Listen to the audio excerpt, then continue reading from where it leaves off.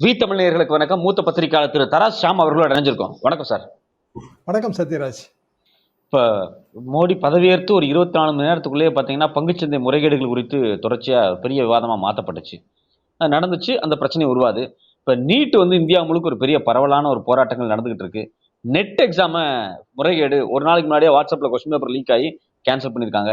இப்ப நேத்து பார்த்தீங்கன்னா, பிஜி நீட்டையும் நேத்து கேன்சல் பண்ணியிருக்காங்க, தள்ளி வச்சிருக்காங்க. இப்ப அடுத்தடுத்து தொடர்ச்சியா இந்த பதவியேற்று ஒரு மாசம் கூட ஆகிறதுக்குள்ளேயே இவ்வளவு பெரிய நெருக்கடிகள் தொடர்ச்சியா வந்துகிட்டே இருக்கு. இது சிவில் சமூகத்துக்குள்ள ஒரு பெரிய மாற்றத்தை ஏற்படுத்தியிருக்கா சார்? மாற்றத்தை கண்டிப்பா ஏற்படுத்தியிருக்கு. அடிப்படையில் நம்ம இதை எப்படி பார்க்கணும்னாங்க, பட்டப்படிப்புக்கான நுழைவுத் தேர்வு, அப்புறம் பட்ட மேற்படிப்புக்கான நுழைவுத் தேர்வு. இந்த 2 நுழைவுத் தேர்வுலையும் உள்ள வித்தியாசம் என்ன அப்படின்னா, பட்டப்படிப்புக்கான நுழைவுத் தேர்வு பட்டப்படிப்பை ப்ரொவைட் பண்ற மாநில அரசாங்கம் தான் அதை நடத்தணும். ஆனா நுழைவுத் தேர்வு தேவையில்லைன்னு தமிழ்நாடு முடிவு எடுத்துருச்சு. ஏற்கனவே நம்ம நுழைவுத் தேர்வுலாம் வச்சிருந்தோம். பிஇடி, ப்ரொஃபஷனல் என்ட்ரன்ஸ் டெஸ்ட் வச்சிருந்தோம். அதெல்லாம் நமக்கு பெரிய ஃபெயிலியரு. அப்புறம் பிஇடியில் 50% மார்க்கு, ஸ்கூல் எண்டில் 50% மார்க், ப்ளஸ் டூவில் 50% மார்க்னு ஒரு சிஸ்டம் வச்சோம். அதுவும் ஃபெயிலியர். கடைசியில் பல மெத்தடுகளை எல்லாம் ட்ரை பண்ணி தான் நம்ம இப்போ பெர்சன்ட் மெத்தடு ப்ளஸ் டூ மதிப்பெண் அடிப்படையில் வேற போர்டு எக்ஸாம் இருந்துச்சுன்னா அதுக்கு ஏதாவது ஒரு வகையில் அவங்கள ஈக்குவேட் பண்ணி ஒரு தரவரிசை பட்டியல் போடுறோம். தமிழ்நாடு முழுவதும் யாரெல்லாம் ப்ளஸ் டூ முடிச்சிருக்காங்களோ, எத்தனை போர்டு இருக்கோ, சென்ட்ரல் போர்டு இருக்குது, ஸ்டேட் போர்டு இருக்குது, வேறு ஆங்கிலோ இந்தியன் போர்ட்ஸ் இருந்துச்சு, எல்லாத்தையும் சேர்த்து தரவரிசை பட்டியல், அதுபடி கவுன்சிலிங். பெஸ்ட்டு சிஸ்டம் இதுதாங்க எல்லா மாநிலத்துக்கும். பட்ட மேற்படிப்பு வேறு விஷயம். சொல்லப்போனாங்க, போன தடவை நீட்டு பட்ட மேற்படிப்பு நுழைவு தேர்வில், தகுதி தேர்வில் 0% கீழே வரைக்கும் சீட்டு கிடைச்சிது. அதாவது ப்ராக்டிகலி ஸ்பீக்கிங் -0 அது பெர்சன்டேஜ் அடிப்படை. என்ன காரணம்னா அது அவ்வளோதான் இருக்கு. அதுக்கு இப்போ பட்ட மேற்படிப்புங்கிறது நீட்டு நடத்தாட்டாலும் அதில் எந்த பயனும் இல்லைங்கிற மாதிரி ஆகிப்போச்சு. பட்டப்படிப்பு நீட்டை ஏன் நடத்துகிறாங்க அப்படின்னா, அது கோச்சிங் சென்டருக்குள்ள தான். மொத்தத்திலே கோட்டா, ஹைதராபாத், ஒரு 4-5 நகரங்களில் இருக்கிற கோச்சிங் சென்டர் கதவெல்லாம் அடைச்சிட்டு ஃபேனெல்லாம் ஆஃப் பண்ணிட்டு பசங்களை படிக்க சொல்கிறாங்க. அந்த அழுத்தத்தில் தான் தற்கொலைகள்லாம் நடக்கு. இவங்களோட லாபி தாங்க இங்கே ஒர்க் பண்ணுது. 2000 ரூபாங்க ஆவரேஜ் எக்ஸாம் காஸ்ட்டு. 2000 ரூபா ஒரு பேப்பருக்கு, ஒரே ஒரு பேப்பர் தான். தகுதி தேர்வு 2லையும் சேர்த்து 30 லட்சம் பேர் எழுதியிருக்காங்க. 30 லட்சம் என்று 2000 ரூபா, எத்தனை 1000 கோடி ரூபான்னு பாருங்க. இது எல்லாமே ஒரு அமைப்புக்கு போகுது. அந்த அமைப்பு என்ன ஃபெசிலிட்டி பண்ணி கொடுக்குன்னா, எந்த ஃபெசிலிட்டியும் கிடையாது. கவர்மெண்ட் தான் பண்ணணும், அந்தந்த மாநில அரசு தான் பண்ணணும் ஃபெசிலிட்டி எல்லாம். மாணவர்கள் குடிக்க தண்ணி கூட கிடையாதுன்னு தான் சொன்னாங்க. அப்போ ஒரு மத்திய அமைப்பு ஒவ்வொரு ஆண்டும் கோடிக்கணக்கான ரூபாய், ஆயிரக்கணக்கான கோடி ரூபாயை மாணவர்கள்ட்ட இருந்து சுரண்டுறதுக்காக தான் அந்த அமைப்பு இருக்கு. பட்டப்படிப்புக்கு அகில இந்திய நுழைவுத் தேர்வு என்பது அராஜகம். காரணம், எல்லாத்தையும் கொண்டு வராங்க. அக்ரிகல்ச்சர் கொண்டு வராங்க, நர்சிங்க்கு ஏற்கனவே இருக்கு, பல்லுக்கு ஏற்கனவே இருக்கு.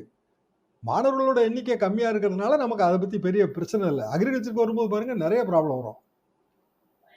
அப்போ ஏன் இந்த நுழைவுத் தேர்வுனா என்ன சாதிக்க விரும்புறாங்க? ரொம்ப தரமான மருத்துவர்கள் உருவாகிறாங்கன்னு. அது ஒரு முட்டாள்தனமான வாதங்க. காரணம் என்னன்னா, அவன் ப்ளஸ் டூ முடிச்சுட்டு வரும்போது அவன்கிட்ட என்ன தரம் நீங்கள் எதிர்பார்க்குறீங்க? ஸ்கூல் எஜுகேஷன் தானே. அப்புறம் 5 வருஷம் 6 வருஷம் படித்த பிறகு தானே மருத்துவராகிற தரம் வரும். அப்போ வெறும் கிராஜுவேட் மருத்துவரால் பயனே கிடையாதுங்க. எம்பிபிஎஸ் மருத்துவர் எல்லாருமே மருத்துவமனைகளில் காட்சி பொருளாக தான் இருக்காங்க. நீங்கள் எந்த பெரிய மருத்துவமனைக்கு வேணாலும் போங்க, அவங்க சும்மா ஜஸ்ட் பெரிய டாக்டரோட கூட பேஷண்ட்டுக்கெல்லாம் ஒரு காட்சி பொருள் தர்ஷன் தான் தந்துட்டு போகிறாங்க. ஆனால் உண்மையிலே அவங்க தேவை எங்கே வருது அப்படின்னா, இப்போ தமிழ்நாட்டில் ஒருத்தர் மருத்துவக் கல்லூரியில் படித்து முடிக்கிறான், அவன் கிராமத்துக்கு வரணும். ஒரே ஒரு நம்ம ரூல் கொண்டு வந்தால் போதும், ஒரு பயிலும் வர மாட்டான். தமிழ்நாட்டில் எவன் படித்து முடிக்கிறானோ அவன் 5 வருஷம் கிராமத்தில் பணி புரியணும்னு சொன்னால் என்ன ஆகும்? நீ நீட்லேயே வா, நீ தான் தகுதி படித்தவனாச்சே, எல்லாமே மிஸ்ராக்களும் திரிபாதிகளும் தானே வரீங்க இங்கே. ரைட் ராமாப்பில் 5 வருஷம் நீ பக்காவாக உசிலம்பட்டிக்கும் பின்னாடி இருக்கிற ஒரு கிராமத்தில் போய் வேலை வர. அதுக்கு பிறகு உன்னை வேற சர்வீஸுக்கே நாங்கள் அனுப்புவோம்னு சொல்லி பாருங்க, ஒருத்தன் வர மாட்டான். அப்போ நமக்கு உண்மையில எப்படி நஷ்டம் வருதுன்னா, நீட்ல இருந்து வர்றவன் நம்ம ஊருக்கு வரதே இல்லை, வரப்போகிறதே இல்லை. நீட்ல இருந்து இங்கே இருக்கான்ல கவர்மெண்ட் மருத்துவமனைகளில், மருத்துவக் கல்லூரிகளில், அவனோட 4th year 3rd year final year பார்த்தீங்கன்னா அவன் ஓபி பேஷண்ட் அட்டன் பண்ண முடியல, language problem. Senior doctor help பண்ண முடியல, லாங்குவேஜ் ப்ராப்ளம். திருப்பி இங்கேயும் காட்சி பொருளாக தான் இருக்கான். படிச்சு முடிச்சுட்டு ஏதாவது பெரிய மருத்துவமனையில் போய் 10,000 ரூபாய்க்கு வேலைக்கு போகிறாங்க. எம்பிபிஎஸ் முடிச்சுட்டு நீட்டுக்கு அவ்வளோ செலவு பண்ணிட்டு லட்சக்கணக்கான ரூபாயை கோச்சிங் சென்டர் கொடுத்துட்டு 10,000 ருபீஸுக்கு பெரிய மருத்துவமனையில் கோட்டம் ஆகிட்டு ஸ்டெதஸ்கோப்பை மாட்டிட்டு போகிறான். எதுவுமே தெரியாது அவனுக்கு. அப்படியே ஜஸ்ட் அந்த ஒரு வார்டில் அட்மிட் ஆகிறவனை பெரிய டாக்டர் வந்து பார்த்துட்டு போன பிறகு டெய்லி ஒரு 3 விசிட் 4 விசிட்டு அவன் போகிறான் இல்லைங்களா, அவ்வளோதான். போய் பார்த்துட்டு வந்துடுவான். நிறைய பேர் ஸ்டெத்து கூட போட மாட்டான், சும்மா பார்த்துட்டு வர்றது தான். நான் கோவிட் டைமில் அட்மிட் ஆன பிறகு தான் இந்த கொடுமையெல்லாம் பார்த்தேன். நான் என்றைக்குமே கவர்மெண்ட் ஹாஸ்பிட்டல் தான் போவேன், வேறு வழி இல்லாமல் போய் மாட்டின பிறகு தான் பார்த்தா எல்லாமே வேஸ்ட். அதாவது பெண் டாக்டர்களும் சரி ஆண் டாக்டர்களும் சரி வெறும் எம்பிபிஎஸ் முடிச்சுட்டு வர்றவன் பயனே கிடையாது. அதுக்கு மேலே படிக்கணும் அப்படின்னா திருப்பி நீங்கள் ஏதோ ஒரு ப்ராசஸில் போய் தான் ஆகணும். ஒரு எம்டிஓ எம்எஸ்ஓ படிக்கணும்னா ப்ராசஸில் போய் தான் ஆகணும். அப்போ பட்டப்படிப்புக்கு நீங்கள் வந்து அகில இந்திய நுழைவுத் தேர்வு கொண்டு வரதுனால என்ன சாதிக்கிறீங்க? எக்ஸப்ட் கோச்சிங் சென்டரோட கட்டண கொள்ளை அதில் வந்து பங்கு போகுது. அது போக வந்து மாணவர்கள்ட்ட இருந்து சுரண்டி எடுக்கிற பணம் ஒவ்வொரு வருஷமும் பல்லாயிரக்கணக்கான கோடி ரூபா. இதை தாண்டி தமிழ்நாட்டு மாணவனுக்கோ குஜராத் மாணவனுக்கோ ஆந்திரா மாணவனுக்கோ என்ன நன்மை கிடைக்குது சொல்லுங்க? இப்போ நேற்று ஒரு செய்தி வந்துச்சு சார், அதாவது ஒயர் பத்திரிகையில் போட்டிருந்தாங்க.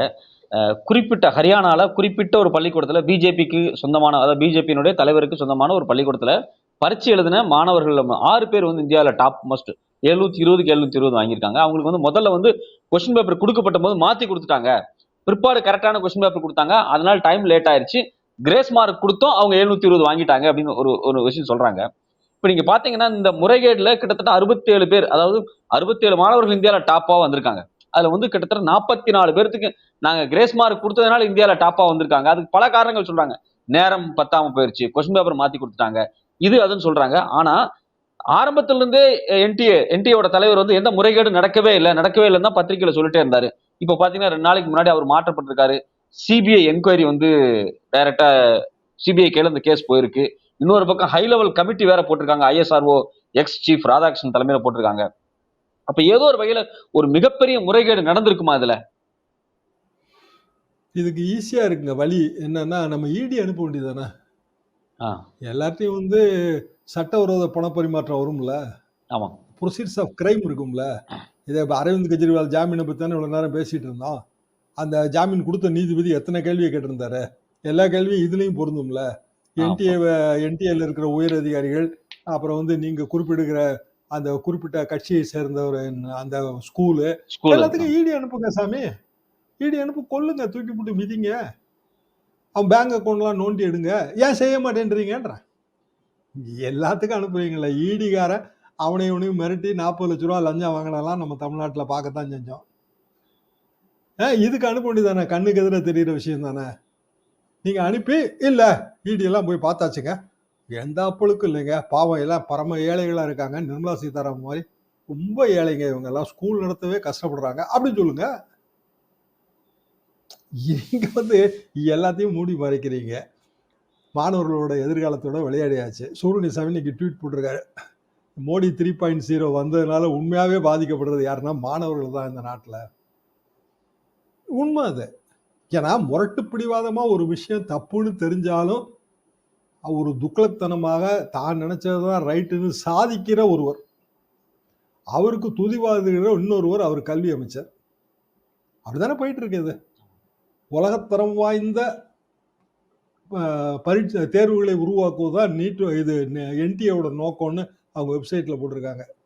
உலக தரம் வாய்ந்த முறையில் வந்து கொஸ்டின் பேப்பர் வாட்ஸ்அப்லேயும் டெலிகிராம்லேயும் டார்க் நெட்லேயும் லீக் ஆகிறது தான் உலக தரம்னு ஆகிப்போச்சு. இது எவ்வளோ பெரிய கேவலம்.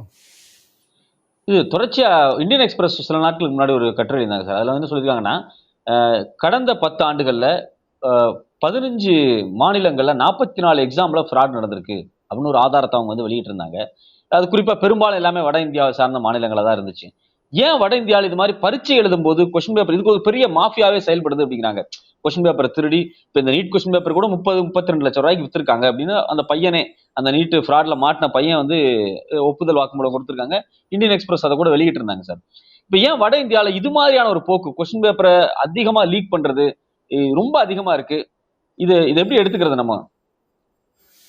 அதாவது இந்த பட்டப்படிப்புக்கு நுழைவுத் தேர்வு வரும்போது என்ன ஆகுதுன்னா, இந்தியால வந்து சில மாநிலங்கள் கல்வியில் சிறந்தவை. கல்வி சிறந்த தமிழ்நாடு மாரி. ஒரு சில மாநிலங்கள் இப்ப தான் அந்த லெவலுக்கு போயிட்டு இருக்கிறாங்க. ஒரு சில மாநிலங்கள் ரொம்ப பின்தங்கிய நிலையில இருக்காங்க. பீகாரோ, உத்தரப்பிரதேசமோ நீங்க அத எடுக்கலாம். அப்போ அவங்க என்ன நினைக்கிறாங்க அப்படின்னா, +2 வரைக்கும் ஏதோ படிச்சுட்டாங்க. அவனுக்கு உண்மையிலே எந்த தகுதியும் இருக்காது. +2 முடிச்ச பிறகு ஒரு பட்டப்படிப்புக்கு போம்போது, அவன் ஏதாவது ஒரு வகையில ஒரு முன்னேறிய மாநிலத்தில, கல்வியில முன்னேறிய மாநிலத்தில இருக்கிற காலேஜுக்கு போய் சேரணும்னு அவன் பெற்றோர்கள் விரும்புறாங்க. நெறைய பேர் கடன உடன வாங்கி தாங்க பணம் கட்டுறாங்க. அது எப்படி தற்கொலை வருதுன்னு நினைக்கிறீங்க? அவனால அந்த நீட்டுக்காக எடுக்கிற கோச்சிங் அழுத்தத்த தாங்க முடியாம தான் குழந்தைகள்லாம் தற்கொலை பண்ணிக்குது வட இந்தியால. ஏன்? ஏன்னா கொஸ்டின் பேப்பர்ல இருந்து எல்லாத்துக்குமே வந்து ஏதாவது ஒரு வகையில பணம் புரட்டுறாங்க. பெரிய பணக்காரன் அசால்ட்டா பணத்த எடுத்து அடிக்கிறான். ஏழை எளியோர்கள் நிலங்களை எல்லாம் அடமானம் வச்சு பணத்த எடுத்து அடிக்கிறாங்க. மொத்தத்துல சிஸ்டம் வந்து ஏன் மோசமா இருக்கு அப்படின்னா, அகைன் நீங்க நுழைவுத் தேர்வ தான் குறை சொல்லணும். சரி, எல்லா மாநிலத்தையும் 15% ஆல் இந்தியா கோட்டா வச்சிருக்கோங்க. ஆமா. அதுக்கு தனியா எக்ஸாம் நடந்துகிட்டு இருந்துச்சு முன்னாடி.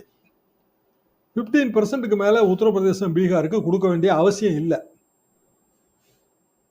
காரணம் மருத்துவக் கல்லூரிகள் எல்லாமே அந்த மாநில மாணவர்களுக்கு பயன்படணும். தமிழ்நாடு மட்டும் சொல்லல. கர்நாடகா நீங்க எந்த மாநிலமா எடுத்தாலும் லோக்கல் லாங்குவேஜ் தெரிஞ்சா தான் அண்டர் கிராஜுவேட் கோர்ஸ்ல அவனால பேஷண்ட்டுக்கு யூஸ். கவர்மெண்ட் ஹாஸ்பிட்டல்ல பயன்படுத்துற எல்லாரும் ஏழை எளியவர்கள் இல்லையா? ஆமா சார். அப்ப அவனுக்கு வந்து ஒரு பயிற்சி டாக்டர் அவனோட மொழியில பேசினா தானே அந்த அந்த பேஷண்ட்டுக்கு நன்மை கிடைக்கும். இவனுக்கு தான் ஒண்ணுமே தெரியாது. இவன் கர்நாடகத்துல நீட்ல வந்து கர்நாடகத்துல சீட் வாங்கி ஃபைனல் இயர் படிச்சானா கன்னடா கத்துக்கிறானா? சரி ஆமா. ஒண்ணுமே இல்ல. நீட்ல வா. லோக்கல் லாங்குவேஜ்ல வந்து நீ அட்வான்ஸ்டு கோர்ஸ் படிச்சு முடிச்சுட்டு வரணும். அப்படி ரூல போட்டா தாங்குவானா? 5 வருஷம் அந்தந்த மாநிலத்துல தான்யா நீ பணிபுரியணும். கிராமத்துக்கு போ. முன்னாடி இருந்துச்சுங்க அந்த system. 3 years compulsory rural service. அத எல்லாத்தையும் ஒழிச்சு விட்டுட்டோம் நாம. அது போக அண்டர் கிராஜுவேட் கோர்ஸுக்கு நுழைவுத் தேர்வு கொண்டு வந்தாலே இந்த முறைகேடு ஆட்டோமேட்டிக்கா வந்துரும். மாநில அரசுகளே அத நடத்துனா, ஏதாவது ஒரு சிஸ்டத்துல நம்ம வச்சு +2 சிஸ்டம் வச்சிருக்கோம். வேற மாநிலங்கள் வேற சிஸ்டம் வச்சிருக்கலாம். அப்போ மாநிலத்துக்குள்ள இருக்கும்போது அத கண்ணும் கருத்துமா பார்ப்பாங்க. எங்க காலத்துல வெறும் இன்டர்வியூங்க இதுக்கு. ஜஸ்ட் நேர்முக பெட்டி தான். ஒரு நெறைய முறைகேடுகள் இருந்துன்னு சொல்லி புகார் வந்துச்சா, அடுத்த சிஸ்டத்துக்கு வந்தோம். இந்த நுழைவுத் தேர்வு சிஸ்டத்துக்கு. இப்படி படிப்படியா டெஸ்ட் பண்ணி தான் இப்ப நம்ம இந்த மெத்தட்ல இருக்கிறோம். இது போக எல்லா அரசு பள்ளிகளுக்கும் எல்லா உதவிகளையும் நம்ம செஞ்சு, அந்த மாணவர்கள வந்து கொஞ்சம் கொஞ்சமா மேல கொண்டு வந்துட்டு இருக்கும்போது, நீங்க வந்து திடீர்னு அகில இந்திய அளவுல நுழைவுத் தேர்வு அப்படின்னு சொல்லி, வேற மாநிலங்கள்ல இருந்து இங்க கொண்டு வந்து போடும்போது 15% கோட்டாவையும் தாண்டில போடுறீங்க இப்ப நீங்க. அப்படின்னா எல்லா மருத்துவக் கல்லூரிகளுக்கும் மத்திய அரசாங்கமே செலவு செய்யணும். எல்லா இந்தியால இருக்க எல்லா மருத்துவக் கல்லூரிகளுக்கும் மத்திய அரசாங்கமே செலவு செய்யட்டும். உங்க இஷ்டத்துக்கு நீங்க எஜுகேஷன் பாலிசிய வளச்சுக்குங்க. எதுக்கு பொதுப்பட்டியலுக்கு கொண்டு வந்தீங்க இந்திரா காந்தி காலத்துல? அத அடுத்த முட்டாள்தனமான அந்த அம்மா செஞ்சதுங்க. பொதுப்பட்டியலுக்கு கொண்டு வந்த பிறகு பொதுப்பட்டியலுக்கு கொண்டு வந்த பிறகும் மாநிலங்களுக்கு அதுல வந்து உரிமை இருக்குங்க. ஆனா அதையும் இப்ப யாருமே கண்டுக்கிறதே இல்ல. நல்ல வேளையா இந்த வாட்டி நீட் இவ்வளவு பெரிய பிரச்சனையா மாறி மாணவர்கள் போராட்டம்லாம் வெடிச்சதுனால தான் இவ்வளவு மேட்டர நம்ம சொல்ல முடியுது. நான் 2013ல இருந்து இத பத்தி பேசிட்டு இருக்கேன். ஒரு விடிவு காலமும் வரல. இப்போ குறைந்தபட்சம் இது வந்து ஒரு பார்லிமென்ட் மேட்டரா மாறி, ஏதாவது ஒரு வகையில இதுக்கு விடிவு வராதான்னு எங்கள மாரி ஆட்கள் ரொம்ப ஒரு வேதனையோட இத பார்த்துட்டு இருக்கோம். Okay sir. உங்களுடைய நேரத்துக்கும் விரிவான கருத்துக்கும் ரொம்ப நன்றி சார்.